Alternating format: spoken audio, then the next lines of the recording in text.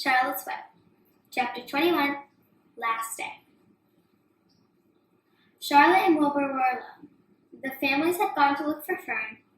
Templeton was asleep. Wilbur lay resting after the excitement and strain of the ceremony. His medal still hung from his neck. By looking out of the corner of his eye, he could see him. "Charlotte," Wilbur said after a while, "why are you so quiet?" "I like to sit still," she said. "I've always been rather quiet." "Yes, but you seem specially so today. Do you feel all right?" "A little tired, perhaps, but I feel peaceful. Your success in the ring of this morning was too small a degree. My success, your future is assured. You will live, secure and safe. Wilbur, nothing can harm you now. These autumn days will shorten and grow cold. The leaves will shake loose from the trees and fall. Christmas will come, the snows of winter. You will live and enjoy the beauty of the frozen world. For you're me, a great deal to Zuckerman, and he will never harm you. Ever. Winter will pass, the days will lengthen, the ice will melt in the pasture of the pond, the song sparrow will return to sing, frogs will awake, the warm wind will blow again. All these sights will sound, and the smells will be yours to enjoy. Wilbur, this lovely world, these precious days." Charlotte stopped. A moment later, a tear came to Wilbur's eye. "Oh, Charlotte," he said, "to think that when I first met you, I thought you were cruel and bloodthirsty." When he recovered from his emotion, he spoke again. "Why did you do all this for me? I don't deserve it. I've never done anything for you." "You have been my friend," replied Charlotte. "That in itself is a tremendous thing. I wove my webs for you because I like you. After all, what's a life anyway? We're born, we live a little, we die. A spider's life can't help being something of a mess, with all this trapping and eating flies. By helping you, perhaps, I was trying to lift my life a trifle. Heaven knows, anyone's life can stand a little of that." "Well," said Wilbur, "I'm no good at making speeches. I haven't got a gift for words. But you have saved me, Charlotte, and I would gladly give my life for yours. I really would. I'm sure you would. And I thank you for your generous sentiments." "Charlotte," said Wilbur, "we're going to return home today. The fair is almost over. Won't it be wonderful to be back home in the barn cellar again, with the sheep and the geese? Aren't you anxious to get home?" For a moment, Charlotte said nothing. Then she spoke in a voice so low Wilbur could hardly hear her words. "I will not be going back to the barn with you." Wilbur leapt to his feet. "Not going back!" he cried. "Charlotte, what are you talking about?" "I'm done for," she replied. "In a day or two, I'll be dead. I haven't even the strength to climb down into the crate. I doubt I have enough silk in my spinnerets to lower myself to the ground." Hearing this, Wilbur threw himself down in agony of pain and sorrow. Great sobs racked his body. He heaved and grunted with desolation. "Charlotte," he moaned, Charlotte, my true friend! Come now, let's not make a scene, said the spider. Be quiet, Wilbur. Stop thrashing around. But I can't stand it, shouted Wilbur. I won't leave you alone here to die. If you're going to stay here, I shall stay too. Don't be ridiculous, said Charlotte. You can't stay here. Zuckerman and Larrabee and John Arable and the others will be back any minute, and they'll shove you into that crate, and away you'll go. Besides, it wouldn't make any sense for you to stay here. There will be no one to feed you. The fairgrounds will soon be empty and deserted. Wilbur was in panic. He raced round and round in the pen. Suddenly, he thought of the egg sac in the 514 little spiders that would hatch in the spring. If Charlotte herself was unable to go home to the barn, at least he must take her children along. Wilbur rushed to the front of his pen. He put his front feet up on the top of the board and gazed around. In the distance, he saw the Arables and the Zuckermans approaching. He knew he would have to act quickly. Where's Templeton? He demanded. In the corner under the straw, asleep, said Charlotte. Wilbur rushed over and pushed his strong snout under the rat and tossed him into the air. Templeton! Screamed Wilbur. Pay attention! The rat, surprised out of a sound sleep, looked first dazed, then disgusted. What kind of monkey shine is this? He growled. Can a rat catch a wink of sleep without being rudely popped into the air? Listen to me, cried Wilbur. Charlotte is very ill. She has only a short time to live.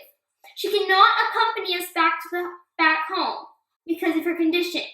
Therefore, it is absolutely necessary that I take her egg sac with me. I can't reach it and I can't climb. You are the only one who can get it. There is not a second to be lost. The people are coming. They'll be here in no time. Please, please, please, Templeton, climb up and get the egg sac. The rat yawned, straightened his whiskers, then looked up at the egg sac. So, he said in disgust. So it's old Templeton to the rescue again, is it? Templeton, do this. Templeton, do that. Templeton, please run down to the dump and get me a magazine clipping. Templeton, please lend me a piece of string so I can spin a web. Oh, hurry, said Wilbur. Hurry up, Templeton! But the rat was in no hurry. He began imitating Wilbur's voice. So it's, hurry up, Templeton, is it? He said. Ho, ho! And what thanks do I ever get for these services?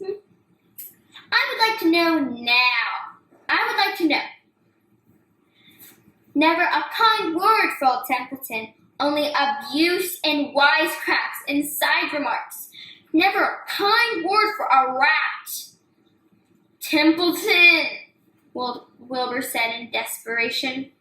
If you don't stop talking and get busy, all will be lost and I will die of a broken heart. Please climb up. Templeton lay back down in the straw, lazily placed his forepaws behind his head, and crossed his knee in an attitude in complete relaxation. Die of a broken heart, he mimicked. How touching. My, I notice it's always me you come to when in trouble. But I have never heard of anyone's heart breaking on my account. Oh no, who cares anything about old Templeton? Get up! Screamed Wilbur. Stop acting like a spoiled child! Templeton grinned and laced up. Who made a trip to the dump? He asked. Why, it was old Templeton, who saved Charlotte's life by scaring off that Arable boy away with the rotten egg. Bless my soul, I believe it was old Templeton who bit your tail and got you back on your feet this morning after you fainted in front of the crowd. Old Templeton, has it ever occurred to you that I'm sick of running errands and doing favors? What do you think I am anyway, a rat of all work? Wilbur was desperate. The people were coming and the rat was failing him. Suddenly, he remembered Templeton's fondness for food. Templeton, he said, I will make you a solemn promise. Get Charlotte's egg sack for me, and from now on, I will let you eat first. When Lurvy slaps me, I will let you have your choice of everything in the trough, and I will not touch a thing till you're through. The rat sat up. You mean that? He said. I promise, I cross my heart. All right, it's a deal, said the rat. He walked to the wall and started to climb. His stomach was still swollen from last night's gorge. Groaning and complaining, he pulled himself slowly to the ceiling. He crept along till he reached the egg sack. Charlotte moved aside for him. She was dying, but she still had enough strength to move a little.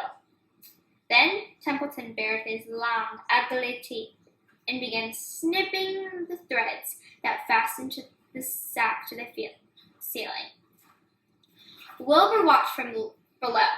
Use extreme care. I don't want a single one of those eggs harmed. This stuff sticks to my mouth, complained the rat. It's worse than caramel candy. But Templeton worked away at the job and managed to cut the sack adrift and carry it to the ground, where he dropped it in front of Wilbur. Wilbur heaved a great sigh of relief. Thank you, Templeton, he said. I will never forget this as long as I live. Neither will I, said the rat, picking his teeth. I feel as though I'd eaten a spool of thread. Well, home we go. Templeton crept into the crate and buried himself in the straw. He got out of sight just in time. Lurvy and John Arable and Mr. Zuckerman came along at that moment, followed by Mrs. Arable and Mrs. Zuckerman, and Avery and Fern. Wilbur had already decided how he would carry the egg sack. There was only one possible way. He carefully took the little bundle in his mouth and held it there in the top of his tongue. He remembered what Charlotte had told him, that the sack was waterproof and strong. It felt funny on his tongue and made him drool a little bit. And of course, he couldn't say anything. But as he was being shoved into the crate, he looked up at Charlotte and gave her a wink. She knew it was his way of saying goodbye, the only way he could, and she knew her children were safe. Goodbye, she whispered. Then she summoned all her strength and waved one of her front legs at him. She never moved again.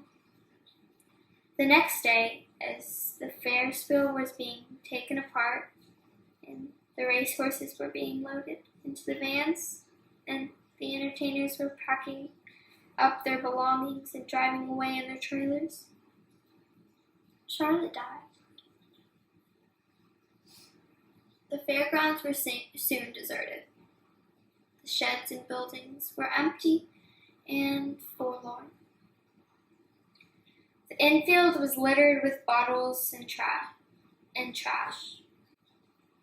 Nobody of the hundreds of people that had visited the fair knew that a gray spider had played the most important part of all. No one was with her when she died.